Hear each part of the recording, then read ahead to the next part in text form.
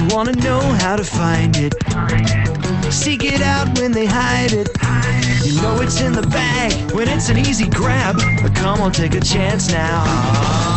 So go, geocache, geocache. And if you need help, we're right there in a flash.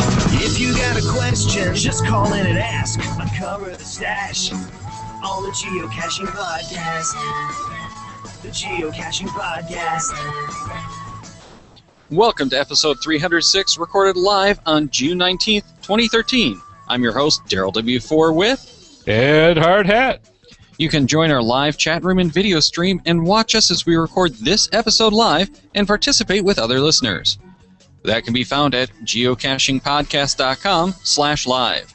Our voicemail line is 630-31-VOICE. Find us on Twitter at geocachingpodcast.com/Twitter and Facebook at geocachingpodcast.com/Facebook.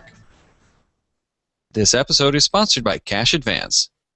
Well, welcome back, Ed Hardhat. We didn't get out for an episode last week due to some bad weather, so we actually have a couple of weeks of stuff to catch up on. It's a twister! It's a twister! Oh, I'll tell you what, it was amazing. We last week, you guys had a wonderful time with about 3 states worth of red and orange on the old NextRad radar, and so I was sitting down in Raleigh enjoying the brisk, warm, chewable air of North Carolina, and having a good old time. And then we had the old switcheroo this last week as well, where the thunderstorms came rumbling around on Thursdays, and I was wondering if I was going to have a show.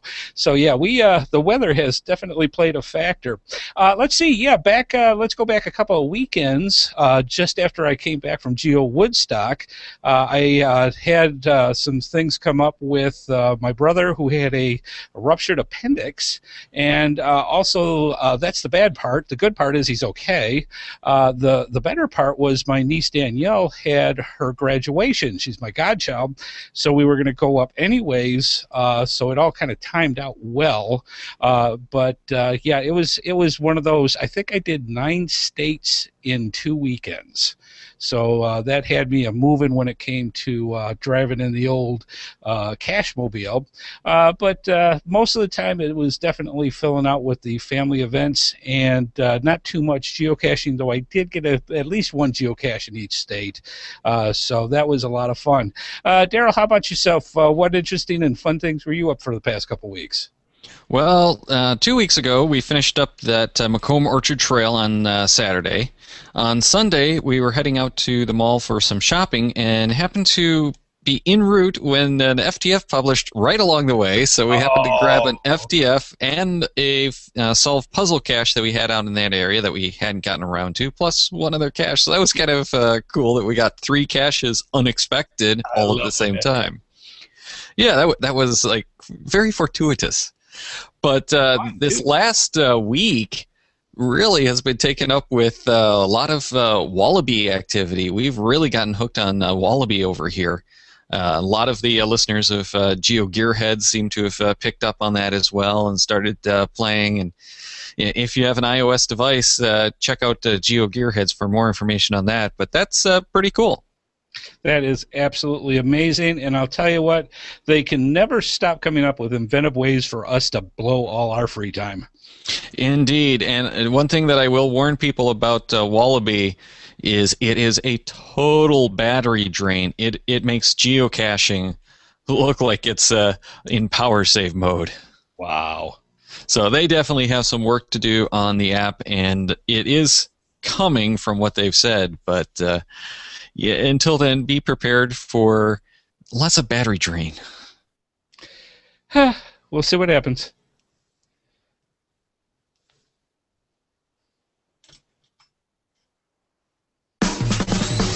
Geocaching question of the day.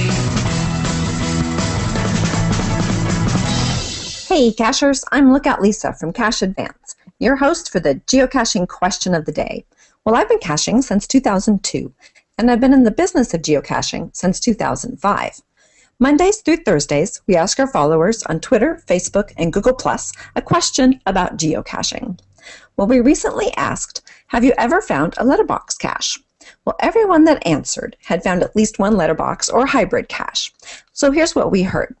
David on Google Plus says, yes, 5, and all while searching for a geocache. Another shared, found 12 letterbox caches on geocaching.com, and I've stumbled upon a few letterboxes from other sites right near other geocaches. Well, Karen on Facebook said, we have found 14 letterbox hybrid caches. Only a couple of them use the follow the direction type hunt from the coordinates. Those are fun. Well, Jane on Facebook tells us that she's found 40 and that she found out about letterboxing before geocaching, which makes sense, as letterboxing has actually been around since 1854. Well, hey, we really enjoyed hearing about letterboxes, and you can too if you follow us, Cache Advance, on Facebook, Twitter, and Google Plus for the geocaching question of the day. Thanks and happy caching.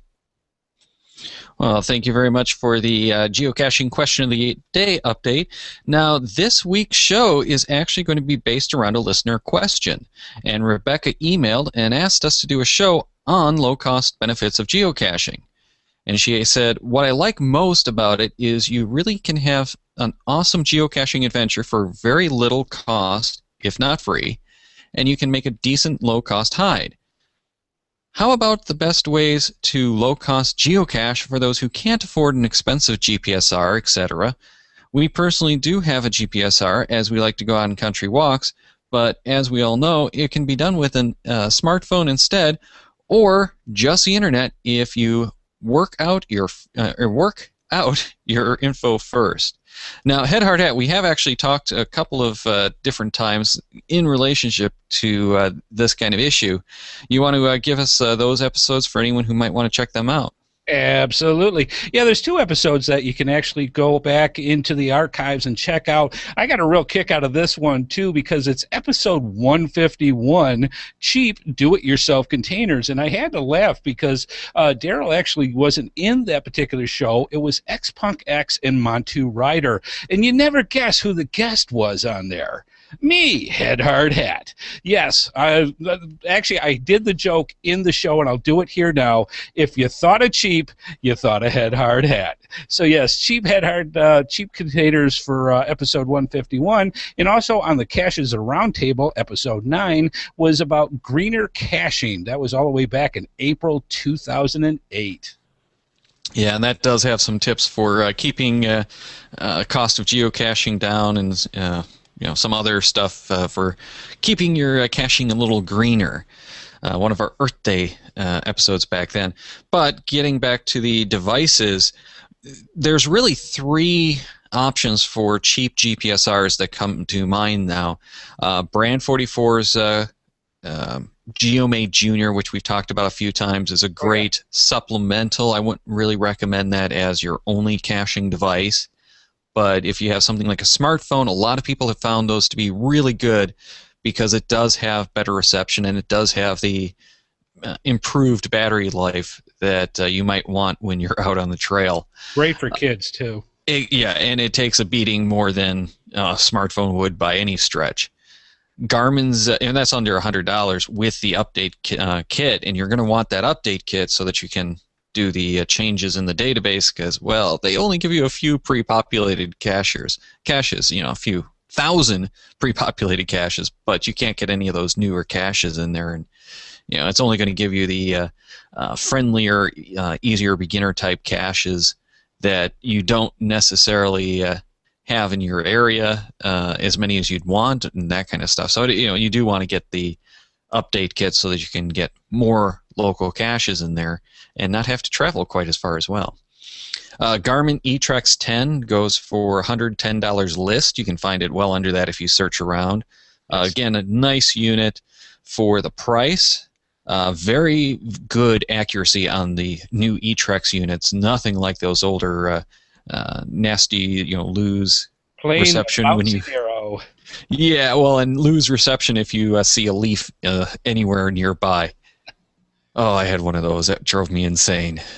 Anyway, and then the one that we really like as a good all-around geocaching unit is actually the Magellan Explorers GC. That only is $150, It does your full paperless caching. It's color, has some basic maps included. You can now do some improved mapping as well, for a fee, of course. But that one is a really good deal for such a low-cost option. It's not going to be, in my experience, as accurate as the eTrex 10 would be. However, it is a great low-cost option, and if you're looking for a cheap, good GPSR that will do everything, that is a really good way to go. Now, if you had got the smartphone, I think I'd probably go more for the eTrex over the Explorers GC, because you can do all of the information you need to from the smartphone, and then the GPS is just more a quick, easy navigation tool. Yeah, I think you'll also find that the Magellan Explorers GC is geared a lot more for the geocacher. There's a lot more bells and whistles that are specific for them, and I think you'll find it a lot enjoyable, especially as a first GPSR. Oh, no doubt about it. And that's the whole thing. If you're looking for a GPSR that's going to do everything, you're not going to get a better unit for a cheap all-around geocaching device. Right. However, as mentioned before, smartphones are an option. You don't even need a GPSR anymore. So if you have the smartphone, you can go entirely that route until you really want to hide caches, because that's going to be an issue with the smartphones. It can be done, but it does take some tricks, and depending on which smartphone, you may have some issues with that as well. But it's always good to have that actual dedicated GPS when you're out on the trail going for those longer distances, because they have the interchangeable batteries that you can swap out.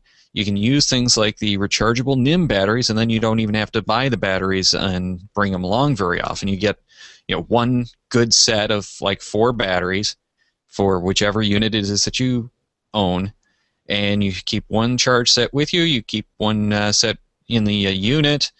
If you're going for the low discharge NIM batteries, that's a good option, but they do cost a little bit more. And the big thing is they'll last on the shelf. So without any usage, just leaving them on the shelf, they'll last a lot longer than a standard NIM will. And those standard NIMs, you really have to charge those up like just before you go out. But they will give you more power, and they're cheaper, so that's kind of really the better way to go in my book. That said, I still go for the low discharge NIMs, because I can charge them and leave them in the GPSR. I can leave them in the car for a week, and I don't have to worry about, I'm going caching tomorrow. I got to charge up my batteries. So that's something important. But head hard hat, we did talk about smartphones as an option. You want to get into a little bit of the options for using your existing smartphone. Yeah, one of the things that you really want to consider when it comes using to your smartphone, be it iPhone, be it Android, even the Windows phones, sometimes even the fancy schmancy smartphones, the GPSRs on there are not as accurate when it comes to comparatively with the GPSR units. I'll give you an example. I absolutely love my Samsung Galaxy S3. It's a great phone. I love it. It does everything I want to do, but I'll tell you what, the GPS on it is not the best. There have been many times where, say, for example, when I was going down to Florida for Geo Woodstock 11, there are many times it took several minutes, if not longer, to catch up with me when it came to being able to pinpoint where the geocaches were, or even the ones that were in the area.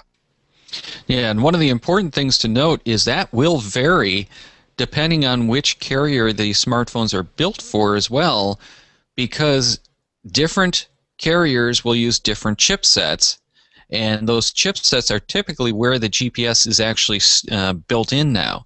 So you'll find that someone who has like a Verizon phone gets different quality of GPS signal than someone who has like an AT&T phone. Yeah, and that's definitely a factor. It was getting enough to that it was actually getting annoying, where I would actually get into an area. I was using my Nuvi for the car is actually mapping as we were going from state to state and letting the S3 sit there and charge while we're going through it, and it did. It took some serious time for it to go. Now I used Verizon and had the issue. Somebody else may not have the same thing. The other thing you're going to want to consider when it comes to using those smartphones is, let's face it, they're $600-700. And when you're outside in that wilderness, it's not very kind when it comes to the weather and the droppage and having it fall on that nasty rocker or into the stream or that little puddle next to you. And I've asked this question time and time again, and we have seen over time how geocachers say, but I'm safe with it. I'm careful with it. It's going to be fine. I have a teenager that doesn't play by the same rules that everybody else does. So things do happen. They get dropped, and you always have to make that decision. Is this something that's worth, especially if you don't have insurance, because most people that I've talked to don't, is it worth having it go bye-bye going out geocaching? So something to consider with that. Yeah, and there are precautions that you can take, including cases and dry bags and that kind of stuff, which I fortunately haven't had a problem with any of my devices yet, knock on wood, but I do take those precautions because it is, a big concern. I don't want to have to go and replace a phone because I accidentally dropped it in the water. And I've dropped my phone several times when I'm out caching, and the cases, I just use mostly the silica cases, but I also use the battery cases, and that is something else to consider when you're out on the trail. Is the smartphones tend to lose much more battery geocaching than they do, say, playing even Foursquare or checking in on Facebook or Google Plus. Right. So keep that in mind. You will need to charge up if you're going for a full day of caching with almost every smartphone out there. Sometimes you'll need multiple charges, so a portable battery pack can be a great tool when you're out there on the trail caching. Or a fuel bag. Oh, yeah. We've got the fuel bags, not the fuel bags, but the power bags by Fuel, which are actually backpacks, or you can get slings, you can get messenger bags that have the battery pack with the charging stuff built in. So that's another good way to go for it. Getting back, though, to what Head Hard At was saying about make sure to let the GPSR and your smartphone settle, that is a big problem and a big mistake we see all too often with geocachers using smartphones. You can't just fire up the app and expect it to know where you are. You have to fire it up, give it a few minutes, really, before it's going to know what your actual location is. Now, smartphones are better at getting a good early fix, but they're still going to be off by several hundred feet when it fires up.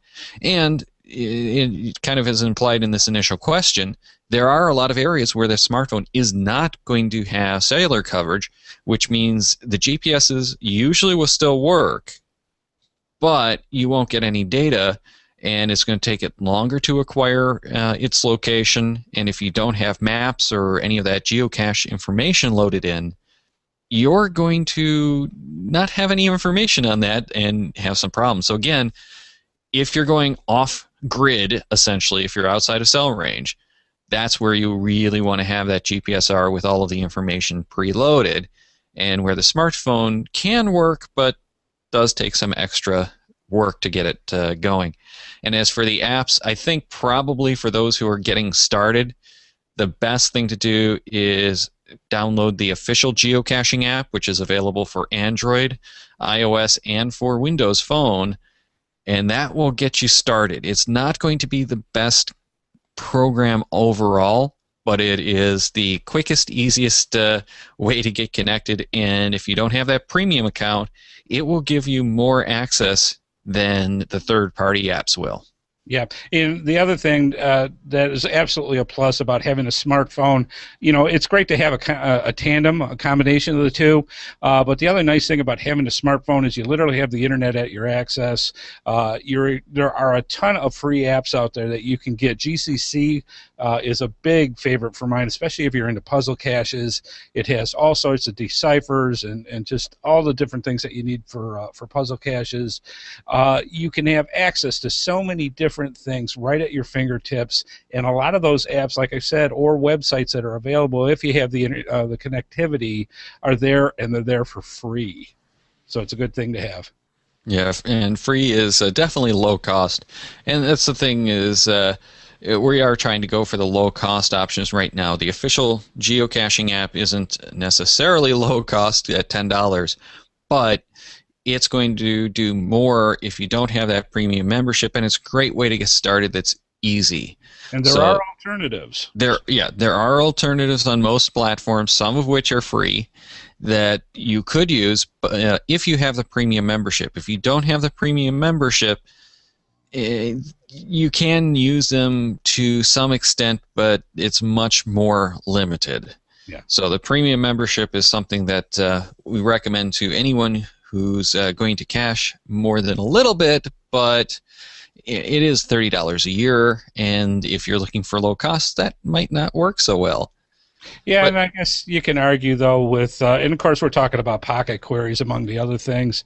Let's face it, that's the price, for the price of admission, the pocket queries are the things that we go for that, and that's what a lot of those hook into.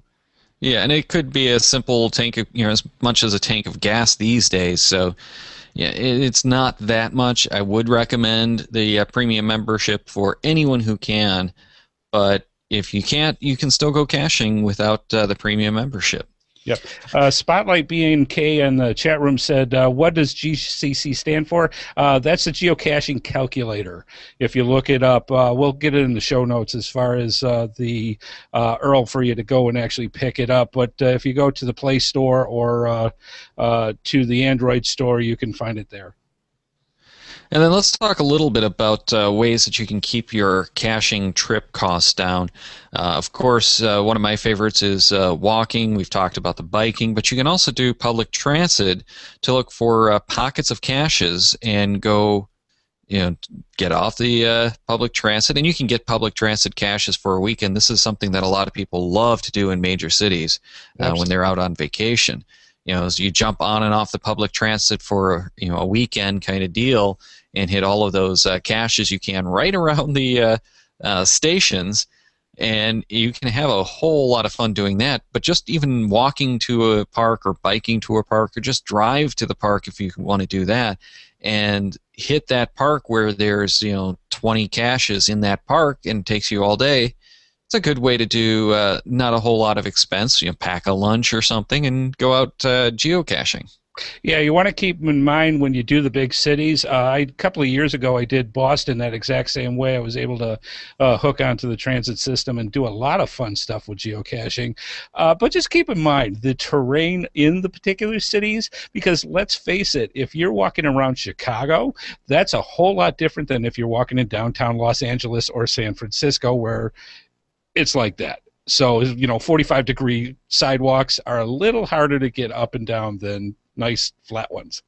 Yeah, and I will also put in a warning here. Be aware of your surroundings. Yes. You don't know, especially in the cities, who's watching you. It could be someone's thinking you're doing something nefarious. So don't look like you're out of place. And also make sure that people aren't watching you to do you harm or such things, because that is a situation. Especially, you mentioned Chicago. We actually went power caching in Chicago and almost had an issue at one point. So do keep in mind what you're going into and where your surroundings are, and it's probably best to avoid those neighborhoods that you don't really know so well. Yeah, but when you're on vacation, it's kind of hard. It's extremely important to cache with confidence. Be aware of your surroundings.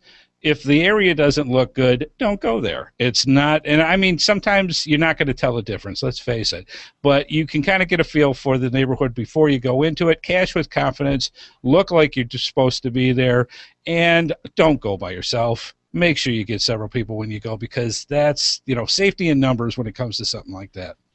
Oh, absolutely. We always recommend that you never go caching without a partner or someone, or at least let someone know where you are, because if something were to happen, you need someone to know where to start the search, shall we say.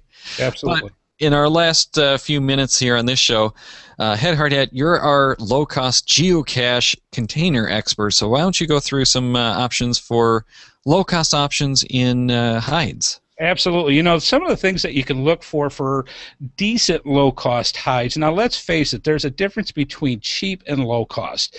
Cheap, with my example for something like that, would be like the Glad transfer containers. They're extremely flimsy. They last within hours, and you're going to have a logbook of goo. So let's go past the cheap stuff. Let's go up just a notch to the low-cost things. One place that I would say you could get by using those Gladware containers is if you're doing like a geocaching day educational event kind of thing, where you put the caches out that morning and you pull them back in the afternoon, and that way you don't have to worry too much about them getting destroyed. But other than that, if they're out there overnight, don't use those cheap disposable containers. I have actually, I'm sure a lot of us have come up to situations where they have been out literally hours and you could already see the warping. Don't do it. Save us all a lot of hassle. Just some good examples between good and bad. 35 millimeter containers. Yes, they are difficult to find, but they are still possible. You can go out and go to many of your drugstores that are out there. There are still camera stores that are out there that they just throw them away. You could still ask for them. I have boxes of them.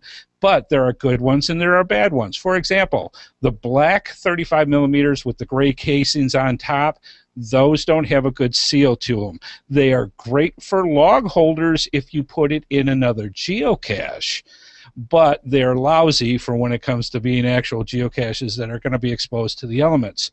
The good white ones that have that O-ring type seal to them, those are going to last you a little longer and cost you nothing if you get them for free. Dollar store, sometimes you get lucky. Look for the Lock and Lock ripoffs, the ones that have O-ring type seals to them. They're not perfect, but they're better than nothing. So sometimes you can hit off lucky with that. If you go to your standard department store, some of the places that you can consider is the match containers.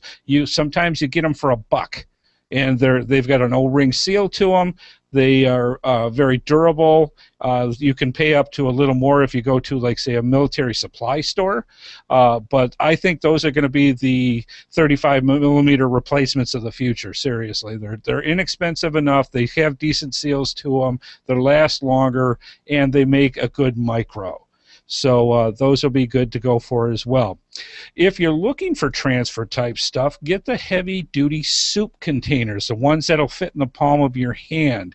They're made to carry your soup and hot liquids to work for lunch. That keeps the liquids in, so it's going to keep the liquids out a lot better as well. They're a lot more durable than those Glad transfer ones.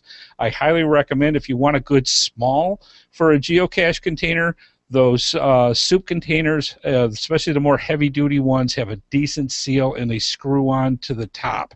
So those work really, really well. If you go to places like TJ Maxx and Ross, if you go in the back section, a lot of times I hit it lucky, and I'll show an example on the video and I'll talk about it in the audio. I hit these guys right here. The name of the company is Systema, and they're out of New Zealand. And I got what they call a 16-piece, which is actually a funny way of saying an 8-piece with a lid and a base. But they're like Lock and Lock boxes. I got this for $9. They got a value pack. If you look, they've got an O-ring type seal to them, just like the Lock and Locks, and they got that nice clam clampdown for when it comes to shutting everything with a good solid seal. Now, the second I mentioned that, I had a bunch of friends that are out in New Zealand that said, wait a minute, they may not be the best in the world, but if we're looking for low-cost ones, I've already started testing these, and I haven't had any problems yet.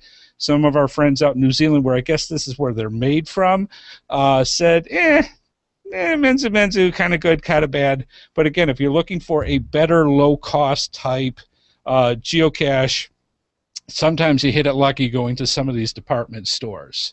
And always, the other one that I highly recommend for you to do is always look for things in bulk. If you go to eBay or Big Lots, things like that, there are all sorts of different opportunities out there that you can use, from ammo boxes to you name it, at a much lower cost to you going that way. So those are some of the suggestions I have as far as inexpensive type geocache containers you can use. All right, and that's going to actually wrap up our show for this evening. Thank you for subscribing to the Geocaching Podcast, and thank you for Cache Advance's support of this show. Join us each and every Wednesday at 9:30 p.m. Eastern at geocachingpodcast.com/live and watch us record. Your show notes and links to all of our show notes and links to all past shows can be found at geocachingpodcast.com. You can call 630-31-VOICE anytime to leave us a voicemail.